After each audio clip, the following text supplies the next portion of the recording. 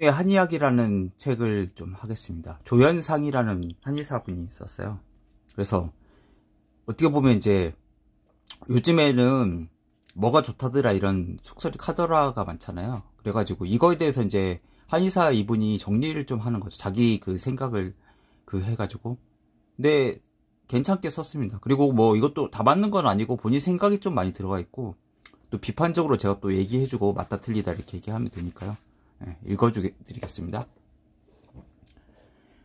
그 소금에 대해서 했어요. 소금은 아주 차고 무겁고 뭉치고 수분에 들어갑니다. 수분에 직접 들어가기 때문에 수분이 가는 혈분이나 정분에도 들어갑니다. 따라서 지나치게 흡수하면 수분뿐만 아니라 혈분이나 정분에서도 기흐름을 뭉치게 합니다. 소금은 수분에 들어가므로 물과는 기미가 서로 잘 중화되지만 뭉치는 기미가 강해 수분의 기흐름을 느리게 합니다. 이렇게 되면 몸은 저항하기 시작합니다. 즉 소금기를 빼내기 위해 뭔가 조치를 취한다는 것입니다. 소금을 빼내기 위해서는 물과 잘 중화되는 것을 이용해 오줌이나 땀으로 빼내는 것이 가장 경제적일 겁니다. 근데 좀 저는 잘 이해가 안 가네요. 한의사면서도. 그리고 소금은 사실 빼낼 필요가 없는 거죠. 어떻게 보면.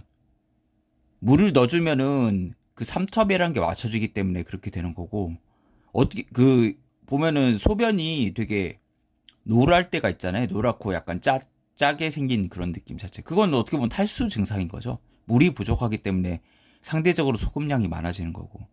그리고 중요한 게 땀으로 여기 한의학적인 게 이제 소변이나 땀으로 빼내는 게 많다고 했는데, 땀 자체도 이렇게 해보면 사람 몸이 이렇게 짤 때가 있잖아요. 되게 막 이렇게 많이 흘려가지고. 그럼 오히려 소금을 더 보충을 해야 되죠. 예. 그리고 기의 흐름을 뭉치게 한다. 이건 저는 잘 이해가 안 가요. 소금이란 건 부드럽게 하는 거죠.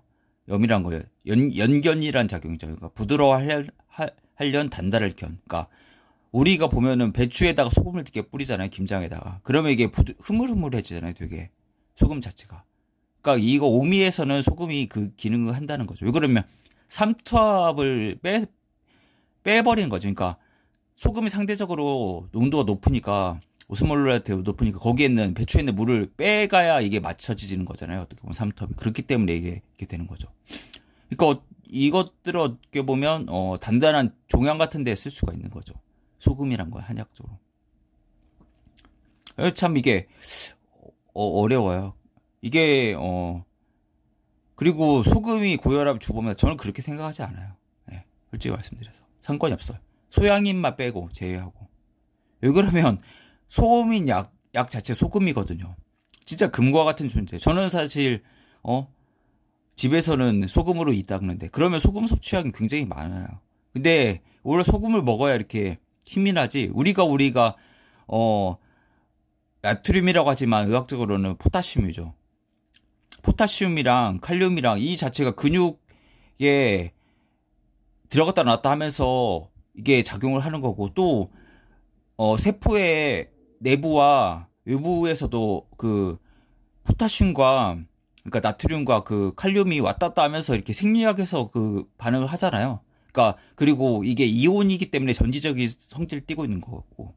그러면 소금이 없으면 완전히 세포 그 내부와 외부의 물질 그 반응이라든지 근육 이런 것들이 전혀 동작하지 않게 돼요. 그러면은 심정도 중지할 수 있고 죽는 거죠, 사람이. 소금이 없으면. 왜 성경에서 빛과 소금이란 말이 나왔겠습니까? 예. 계속 읽어보겠습니다. 약간 자기의 의견이 굉장히 많아요. 그러니까 선별적으로 받아들일 필요는 있고, 이분이 근데 또 탁견이라고 해야 되나? 좀 대단한 견해도 있어요. 읽어보면 또. 물을 많이 마시면 혈액량이 늘어난 것이니 이를 운송시키기 위해서는 심장이나 신장의 부담이 커지는데 이것이 만성적으로 나타나는 현상이 고혈압입니다. 고혈압의 원인은 다양하지만 지나치게 짜게 먹는 것도 원인 중 하나입니다. 근데 혈액량이 늘어난다. 글쎄요, 그건 아닌 것 같아요. 이 자체가 어떻게 보면 고혈압이란 건 몸에 있는 심장의 기능이 떨어지기 때문에 그걸 기능이 떨어지잖아요. 나이가 들수록.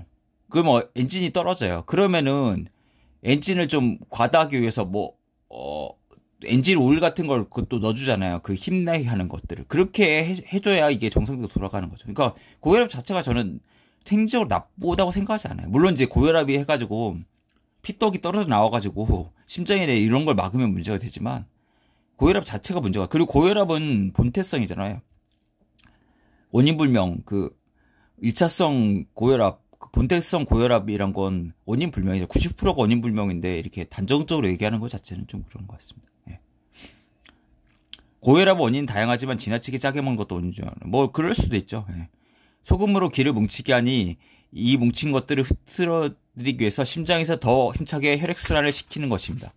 그리고 소금이란 게 한의학적으로는 물의 오행 중에서는 물에 배속이 돼 있죠. 그리고 신장이죠. 콩팥 한의학적으로는. 예. 그러니까 그리고 신장에서 그 물을 걸러주는 그런 역할도 하고 뭐 호르몬 같은 것도 내보내고 이렇게 하잖아요. 예. 그러니까 배추는 우리나라 사람들이 좋아하는 대표적인 야채입니다. 배추는 수분을 많이 함유하고 있는데 이 수분을 오랫동안 갖고 있기 위해서는 어느 정도 질겨야 합니다. 김치를 담글 배추는 씹어서 부드러워야 하고 썩지 않아야 합니다. 배추가 부드러워지면 우선 물기가 빠져야 합니다. 또한 배추가 썩지 않으려면 기의 수렴력이 강해져야 합니다.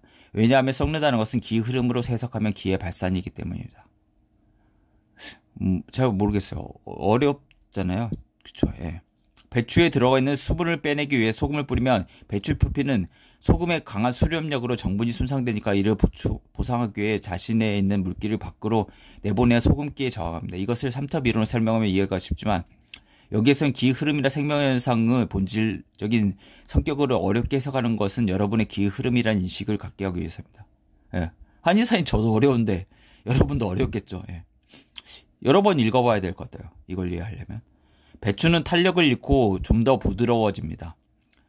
한편 소금에 절이면 소금의 기미로 기의 발산을 억제하니 부패가 느려져 오래 보관할 수 있게 됩니다. 서양학적으로는 물이 빠지니까 이제 그걸 먹고 사는 세균이나 이런 번식이 어려워지잖아요. 그리고 삼투압 때문에 소금이 있으면 안 되죠. 바닷물엔 그래도 민물보다 오염되기 어렵잖아요. 왜 그러냐면 삼투압이 있으니까 삼투압이 높아져 버리면 세포에도 그 세균의 세포에도 삼투압 일정한 게 유지해야 되는데 너무 높아버리면 그러니까 배추가 흐물흐물해서 터져버리듯이 세포가 이렇게 돼버리는 거 똑같이. 쉽게 설명하는 게 나을 것 같아요. 꼭 뭐 한의학적인 거 이분은 너무 한의학적으로 설명하려고 하니까 어려워요. 예. 소금을 뿌리면 독한 기미가 약해지고 썩지 않는 이유는 무엇일까요? 거듭 말하자면 잘 뭉치게 한다는 것은 기의 흐름으로 보면 기를 수렴한다는 말입니다. 근데 기를 수렴한다는 건 신맛이지 소금의 맛이 짠맛이 아니잖아요. 잘 이해가 가지 않습니다. 독소를 기 흐름으로 해석하면 자신을 지켜내기 위해 자신의 기를 밖으로 뿜어내는 것입니다. 소금의 강한 수렴력은 바로 이러한 기의 발산을 억제시키니 저절로 독기를 완화시키는 것입니다. 독기를 완화시킨다. 독기를 완화시키는 건 세균 번식을 억제한다는 거죠. 예. 그러면 세균 자체가 살 수 없는 환경이 돼버리니까 너무 가혹한 환경이잖아요. 너무 짠 물에서는 우리 사해바다에서는 물고기가 못 살잖아요. 예. 그래서 몸이 둥둥 떠버리고 생존이 안 되잖아요. 거기서는 생물이 물론 이제 뭐 어떤 특정한 세균 같은 거 살 수 있겠지만 우리 위산에도 헬리코박터 파이로리군이 살듯이 좀 그렇습니다. 예. 물론 이 모든 경우에 소금의 해독제로서 역할을 한다는 것은 아닙니다. 왜냐하면 독소가 작용하기 위해서는 개별 생명체마다 특성이 있으므로 그 기전도 제각각이기 때문입니다. 생선가게에서 생선에 소금을 많이 뿌리는 것을 보았을 것입니다. 그러면 부패되지 않기 때문입니다. 현대 과학에서는 부패균 때문에 부패가 일어난다고 말합니다. 사실 부패랑 발효랑도 웃기는 게 한 끗 차이잖아요. 우리한테 유익하면 발효고 안 좋으면 부패인 거죠. 근데 그건 어떻게 보면 부패랑 발효는 그걸 나눠 볼 수는 없는 거죠. 우리 입장에서 그러니까 인간의 입장에서 보는 거고 생선이 부패되는 게 나쁜 건 아니죠. 왜 그러면 세균의 먹잇감이 되는 거고. 그리고 발효되면은 생선이 뭐 젓갈 담가서 발효되면은 사람한테 유익한 거니까 또 그렇게 되는 거고. 참 이게 아이러니한 거죠. 딱 잘라가지고 어디까지 부패고 어디가 발효되는. 그러니까 그래서 홍어 같은 경우도 발효인데 싫어하는 사람은 되게 싫어하잖아요. 암모니아 막 냄새가 싫어하는 그걸 싫어하는 화장실 냄새 나고 저도 좀 이렇게 좋아하진 않습니다만. 그러니까 이게 참 애매하죠, 되게. 만일 생선의 몸이 발산되지 않는다면 부패균이 그 생선을 먹고 성장하거나 번성할 수 없습니다. 이렇게 부패균이 성장하지 못하게 하는 방법 중 하나가 바로 생선에 강한 수렴력을 넣어 발산이 되지 않게 하는 것입니다. 즉 소금을 치는 것입니다. 너무 설명이 어려워요. 그냥 쉽게 그냥 서양학이나 이런 걸로 설명하면 되는데, 근데 워낙 그 견해가 독특하기 때문에 저는 이런 책을 좀 읽어드립니다. 이렇게 통찰을 가져다 줄 수 있잖아요. 이런 책을 보면. 그렇죠. 예. 뭐 동의보감적인 걸 이따 설명을 해드리겠습니다. 우리의 풍습 중에 문상을 다녀오거나 혹은 고사를 지내거나 혹은 나쁜 기운을 막기 위해 몸이나 땅바닥에 소금을 뿌리는 행위가 있습니다. 옛날에는 음식이 부패되지 않거나 몸이 아프거나 혹은 재수가 없는 상황에 부딪히면 악귀가 그렇게 만든다고 생각했습니다. 그런데 경험상 소금을 뿌려 놓으면 음식이 썩지 않으니 소금이 악귀를 물리친다고 생각했던 것입니다. 그래서 이와 같은 이치를 나름대로 생활에 응용한 것이 소금 뿌리는 행위입니다. 네, 여기까지 읽어드리고 동의보감에는 소금의 효능을 얘기하겠습니다. 소금이랑 본성이 따뜻하고 맛이 짜며 독이 없다. 독이 없다는데 아까 여기서는 독이 있다고 했죠. 귀사와 고사증, 독기를 다스리고 증오와 심통, 광란과 신복의 급통, 하부의 익창을 고치고 흉중의 단벽과 숙식을 토하고 오미를 돕는다고 했어. 참 말이 어렵습니다. 그러니까 귀신적인 거 아까 그 악귀를 물친다는 게 돼 있고 고사라는 건 이제 나쁜 그 벌레가 있다는 거죠. 근데 설명하기 참 힘들어요. 어떻게 보면 정신적인 문제일 수도 있고 그리고 뭐 심장 통증이라든지 광란이란 거 토사광란이라고 하죠. 그래서 위로 토하고 아래로 설사하는 거. 아니면은 그건 습광란이고 건광란이랑 관격이라고 해가지고 꽉 막혀가지고 토하고 설사가 안 되고 이게 더 사실 힘든 거죠. 죽을 수도 있는 증상이고.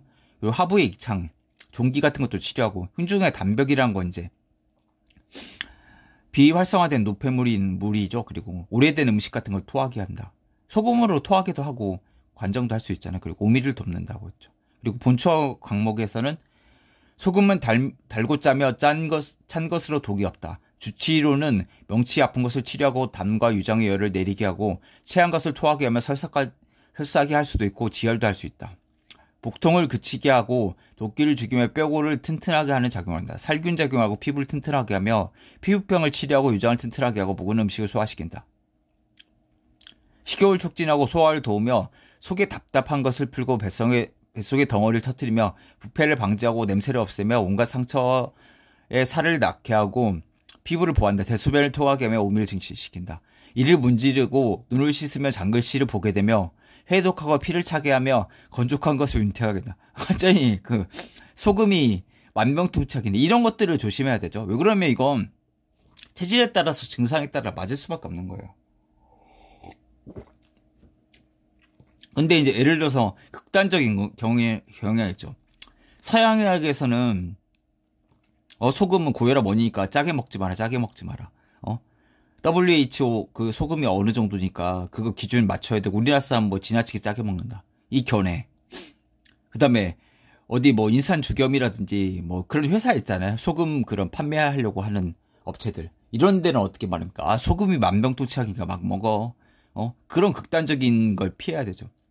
줄이 너무 단단하게 조이면 끊어지고 느슨하면 또 울리지 않고 이런 견해를 잘 봐야 돼요. 그리고 체질은 확실히 소민과 태음인은 약간 중간이고 소양인한테 안 좋고 그렇습니다. 소양인은 비대신 소잖아요. 그러니까 콩팥 자체가 기능이 발달하지 않기 때문에 소금을 먹으면 안 되고 소미에는 상관없어요. 약간 그러니까 어떻게 보면 소금 자체가 짠맛이기 때문에 콩팥에 약간 배속되니까. 근데 고육보사라고 해서 오히려 그 해당 장기를 약간 치는 경향이 있어요. 그래서 신장을 좀 억제하는 그런 역할이 좀 있는 것 같습니다. 예, 그러니까 신장 콩팥이 나쁜 사람 먹으면 안 되죠. 그 소금을. 근데 강하게 타고난 사람 좀 먹어도 된다. 근데 그것도 이제 정도껏 해야죠. 예. 그리고 소금은 그나마 배출이 되잖아요. 예. 아까 말한 그 소변이나 땀으로 배출이 된다. 그렇기 때문에 조절이 가능하다는 거죠. 예. 예, 그렇습니다.